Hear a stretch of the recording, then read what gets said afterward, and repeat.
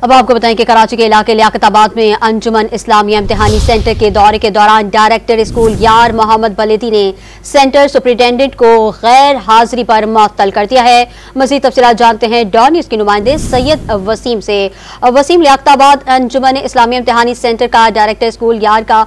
दौरा कराची है और इस हवाले से क्या तफसीलात है आपके पास, आगाह कीजिएगा। जी बिल्कुल, देखें लियाकताबाद नंबर 10 में अंजुमन इस्लामिया इम्तिहानी सेंटर है, जहां पर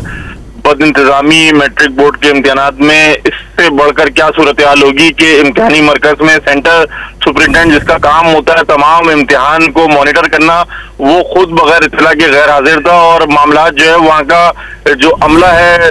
अंजुमन इस्लामिया स्कूल का वो खुद से चला रहा था, जिस पर जो है वो डायरेक्टर स्कूल को इस बात की इत्तला मौसूल हुई तो उन्होंने यहाँ का विजिट किया यार मोहम्मद बलादी ने, और यहाँ पर जो इम्तिहानी सेंटर के सेंटर सुपरिटेंडेंट थे उनको मुअत्तल करके एक दूसरी टीचर जो है वो उनको चार्ज दे दिया गया है और इसके हवाले से जो है वो मैट्रिक बोर्ड को खत भी लिख दिया गया है। जी सैयद वसीम, तफसीलात से आगाह कर रहे थे, आपका शुक्रिया।